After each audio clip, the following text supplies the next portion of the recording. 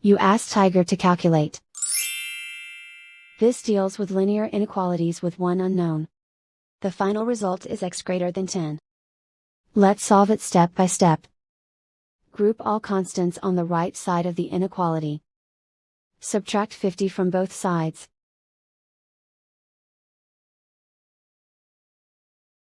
Group like terms.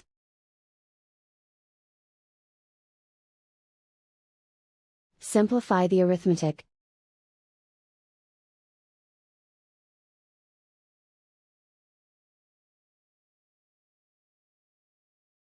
Isolate the x.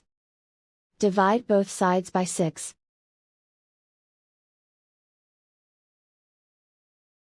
Simplify the fraction.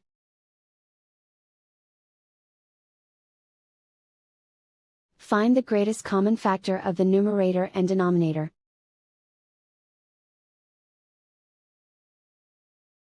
Factor out and cancel the greatest common factor.